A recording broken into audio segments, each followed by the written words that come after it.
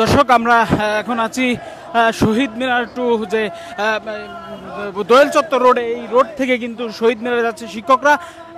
আগামীকাল কিন্তু তারা বলেছেন যদি তাদের যে দাবি সেটি কিন্তু মেনে না নেওয়া হলে তারা আগামীকাল দুপুর 12টায় শাহবাগ ব্লকেট কর্মসূচি পালন করবেন। দর্শক এর আগে কিন্তু সারাদিন তারা শহীদ মিনার থেকে দুপুরের দিকে বিকেলের দিকে তারা আসলে মার্চ টু সচিবালয় কর্মসূচি শুরু করে, কিন্তু সেই কর্মসূচি আসলে সেই কর্মসূচিটা আসলে হাইকোর্ট মোড় গেলে পুলিশ আসলে আটকে দেওয়ার পরে আসলে তারা আলোচনার জন্য আসলে সময় চেয়ে নেয় এবং আলোচনার কিন্তু শিক্ষকরা বলছিলেন আলোচনা যদি ফলপ্রসূ না হয় তাহলে তারা কিন্তু ফের কর্মসূচিতে যাবেন।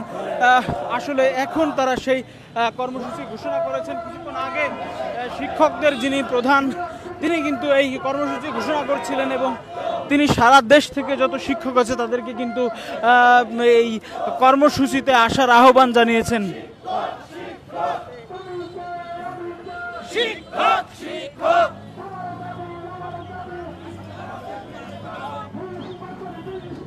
দিয়ে দাও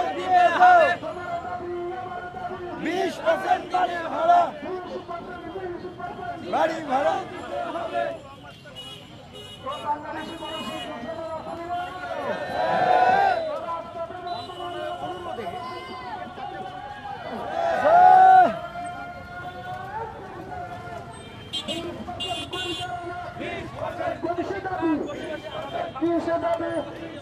সবাই বলি একই বাংলায় এক প্রাণে এক সুরে সবাই বলি কিসে দাবি দিতে হবে এখন নিতে সবাই বলি আমরা সবাই বলি কিসে দাবি সবাই বলি জনাব বলি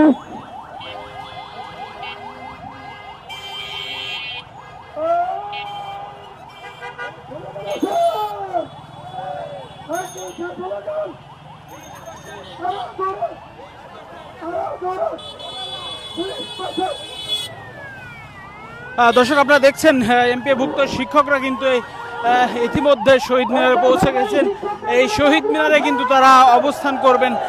তাদের ঘোষণা অনুযায়ী আজ রাতে কিন্তু তারা এই শহীদ মিনারে অবস্থান করবেন এবং তারা কিন্তু আগামীকাল দুপুর পর্যন্ত সময় বেঁধে দিয়েছেন সরকারকে। যদি দুপুরের মধ্যে আসলে দাবি আদায় না হয় তাহলে কিন্তু তারা শাহবাগ ব্লকেট কর্মসূচি ঘোষণা করেছে।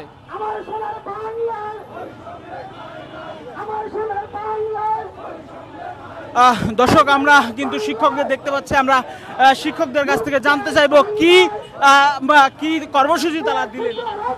আমাদের আগামীকালকে আমরা কর্মসূচি দিচ্ছি শাহবাগ ব্লকেট, মানে আমাদের পূর্বে দুটি কর্মসূচি ছিল। একটি হচ্ছে গোটা সারা দেশব্যাপী শিক্ষকদের কর্মবিরতি, এটি একটি আমাদের প্রোগ্রাম দেওয়া ছিল।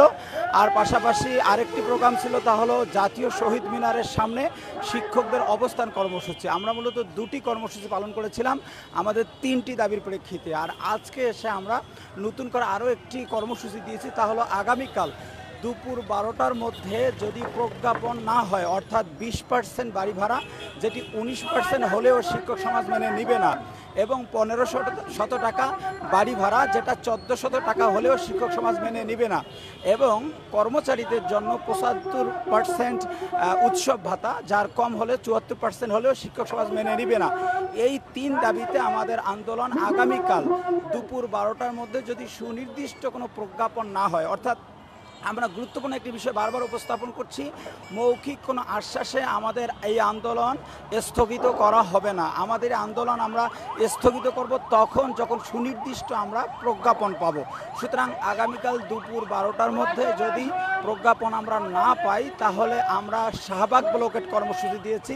সেখানে গোটা দেশ থেকে হাজারো শিক্ষক আমরা ইতিমধ্যে সংবাদ পেয়েছি, অনেকেই বাসে, অনেকেই লঞ্চে, অনেকেই গাড়িতে তারা রওনা অলরেডি করেছেন। আগামীকালকে যে ব্লকেটটি হবে এটি বাংলাদেশের ইতিহাসের শিক্ষক সমাজের পক্ষ থেকে সর্ববৃহৎ একটি ব্লকেট হবে এবং এই ব্লকেট থেকেই আমরা আমাদের দাবি আদায় করেই ছাড়ব। তবে আমরা প্রত্যাশা করি যে সরকারের বিশেষ করে শিক্ষা মন্ত্রণালয় এবং অর্থ মন্ত্রণালয় তারা ইতিমধ্যেই নিশ্চয়ই বিষয়টি উপলব্ধি করতে পেরেছেন আজকের আমাদের লং মার্চ কর্মসূচি থেকে।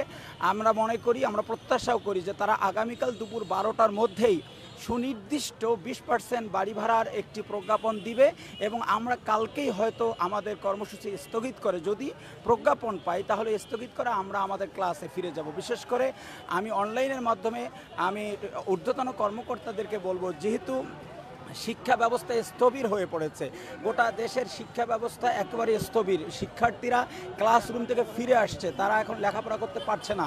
সুতরাং শিক্ষকদেরকে যদি পড়ার টেবিলে পাঠাতে হয় তাহলে অবশ্যই তার জন্য একটি কন্ডিশন, তাহলে সুনির্দিষ্ট প্রজ্ঞাপন। আমরা আশা করি 12টার মধ্যে আগামীকালকে আমাদেরকে প্রজ্ঞাপন দিবে ইনশাআল্লাহ। ধন্যবাদ। দর্শক, আপনারা দেখছিলেন শিক্ষকরা কিন্তু আগামীকাল যে কর্মসূচি, যে কর্মসূচি পালন করবেন। এর আগে কিন্তু সারা রাতে এই শহীদ মিনারে তারা কাটাবেন।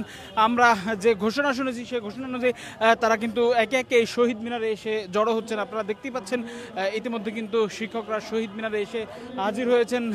তারা কিন্তু আজ বিকেল নাগাদ এই শহীদ মিনারেই অবস্থান করছিলেন এবং এই শহীদ মিনার থেকেই কিন্তু তারা মার্চ টু সচিবালয় কর্মসূচি আসলে ঘোষণা করেছিলেন। আপনারা দেখছেন ইতিমধ্যে কিন্তু শিক্ষকরা এখানে এসে হাজির হয়েছেন। তারা বলছেন এখনো পর্যন্ত দেশের বিভিন্ন প্রান্ত থেকে আসলে শিক্ষকরা আসছেন এবং এই কর্মসূচিতে যোগ দিতে, অর্থাৎ আগামীকাল যে দাবি না মানা হলে যে শাহবাগ ব্লকেট কর্মসূচি ঘোষণা করেছেন সেটি কিন্তু তারা পালন করতে তারা আসছেন। আর আপনাকে সরকার, উপদেষ্টা পরিষদ সবাই মিলে আপনাকে বসায় রাখবে।